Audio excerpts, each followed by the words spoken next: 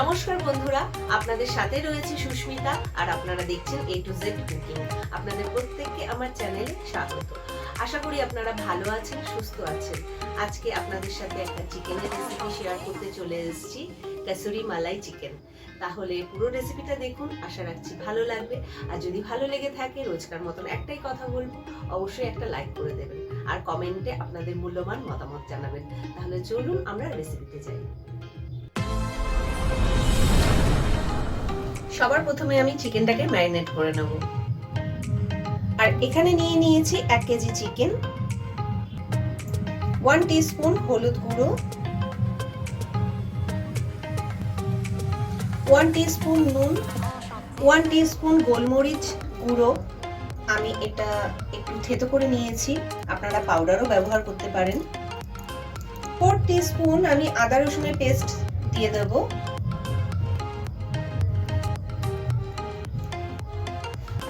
6-7টা কাঁচা লঙ্কা কুচি করে কেটে নিয়েছি, সেটাও দিয়ে দিচ্ছি। আর দিয়ে দিচ্ছি 1 মুঠো কাসুরি মেথি, এটা আমি একটু হাতের সাহায্যে গুঁড়ো করে দেব।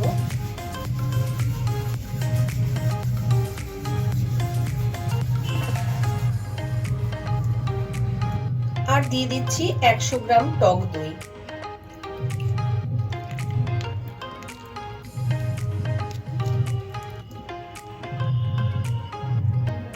সব দিয়ে খুব ভালো করে চিকেনটাকে মাখিয়ে নেব।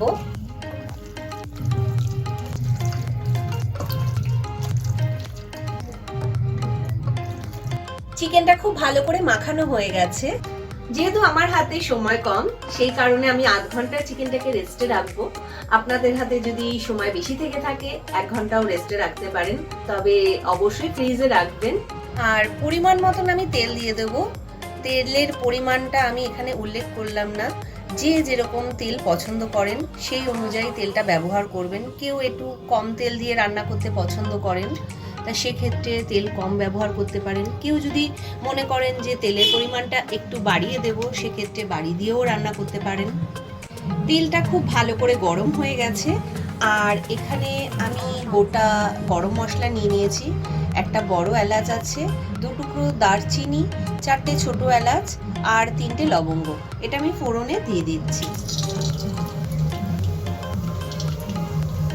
আর ফোড়ন থেকে সুন্দর একটা গন্ধ আসা পর্যন্ত আমি ফোড়নটাকে করে নেব বা অপেক্ষা করব।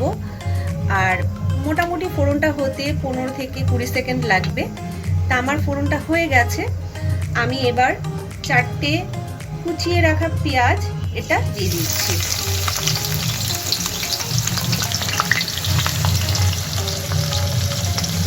পেঁয়াজটা আমি খুব সুন্দর করে ভেজে নেব। প্রায় 8 থেকে 10 মিনিটের মতন পেঁয়াজটা ভাজা হতে সময় লাগবে। একটা ভালো কালার আসা পর্যন্ত আমি পেঁয়াজটাকে ভাজবো। আর বন্ধুরা দেখুন, পেঁয়াজে একটা সুন্দর কালার চলে এসছে। আমি এই অবধি পেঁয়াজটাকে ভাজবো। এবার দিয়ে দিচ্ছি 2টো টমেটো পেস্ট। আমি মিডিয়াম সাইজে 2টো টমেটো পেস্ট করে নিয়েছি, সেই পেস্টটা দিয়ে দিচ্ছি।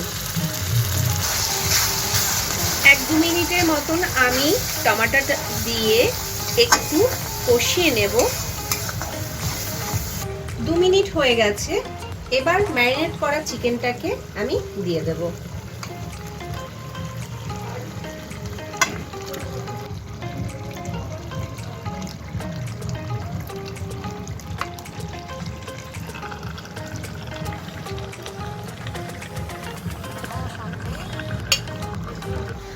পাঁচ মিনিট মতন হাই ফ্লেমে আমি চিকেনটাকে কষিয়ে নেব।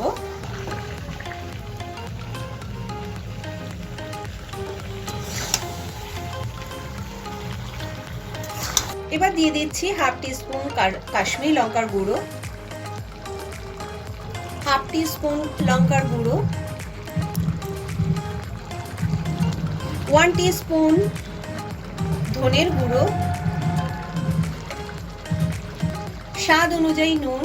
যেহেতু ম্যারিনেটে নুন ছিল, সেক্ষেত্রে আমি নুনের পরিমাণটা অল্প দিলাম। সবকিছু দিয়ে আরও 7 থেকে 10 মিনিট আমি চিকেনটাকে ভালো করে কষিয়ে নেব।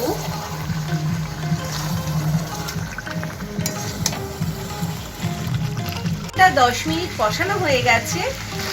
এবার দিয়ে দিচ্ছি হাফ টিস্পুন গরম মশলার গুঁড়ো। আবারও ভালো করে একটু মিশিয়ে নেব। চিকেন থেকে তেল ছেড়ে গেছে, তার মানে আমার চিকেনটা খুব ভালো করে কষানো হয়ে গেছে। আর এখানে আমি এবার দিয়ে দিচ্ছি 20টা কাজু, আমি পেস্ট বানিয়ে নিয়েছি, সেই পেস্টটা আমি দিয়ে দিচ্ছি। আবার একটু ভালো করে মিশিয়ে নেব। আর মিশিয়ে 1-2 মিনিট রান্নাটা করব। আমি কাজুর বাটিটা ধুয়ে একটু জল দিয়ে দিচ্ছি, আর খুব সামান্য জল দেব। আপনারা চিকেনটা বুঝে জল দেবেন, কারণ আমি দই দিয়ে ম্যারিনেট করেছি বলে আমার চিকেন থেকে অলরেডি জল বেরিয়েছে। জলটা দিয়ে আমি চিকেনটা প্রায় 5 মিনিটের মতন রান্নাটা করে নেব। 5 মিনিট চিকেনটা রান্না করা হয়ে গেছে। এবার আমি দিয়ে দিচ্ছি 100 ml এর মতন ফ্রেশ ক্রিম।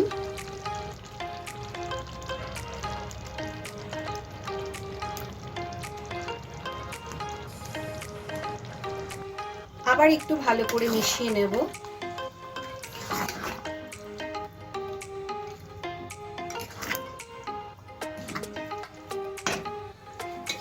ফ্রেশ ক্রিমটা দিয়ে আমি আবারও চিকেনটাকে 2 মিনিটের মতন রান্না করে নেব। মিডিয়াম আছে রান্নাটা আমি করব। আর সব শেষে দিয়ে দিচ্ছি খুব অল্প পরিমাণে কসুরি মেথি। আবারও একটু হাতের সাহায্যে আমি ডলে দিচ্ছি। খুব ভালো করে মিশিয়ে আবারও আমি 1 মিনিট রান্নাটা করে গ্যাসটাকে অফ করে দেব। রান্নাটা আমার পুরো কমপ্লিট। তাহলে দেখতেই পেলেন খুব সহজেই, খুব চটপট, খুব সুন্দর একটা চিকেনের রেসিপি তৈরি হয়ে যায়। তাহলে আপনারা বাড়িতে অবশ্যই একবার ট্রাই করবেন, আর ভালো লাগলে আপনাদের মূল্যবান মতামত জানাবেন।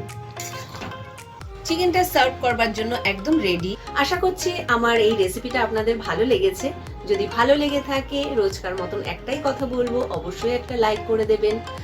আর যারা নতুন বন্ধু দেখছেন, এখনো চ্যানেলটিকে সাবস্ক্রাইব করেননি, তাদের কাছে অনুরোধ রইল চ্যানেলটি সাবস্ক্রাইব করবার জন্য। পাশে থাকা বেল আইকনটিকে প্রেস করে আমার সাথে থাকবেন। পরের দিন দেখা হবে আবার নতুন কোনো রেসিপি নিয়ে। আপনারা ভালো থাকবেন, সুস্থ থাকবেন, সবাইকে ভালো রাখবেন। জয় শ্রীকৃষ্ণ।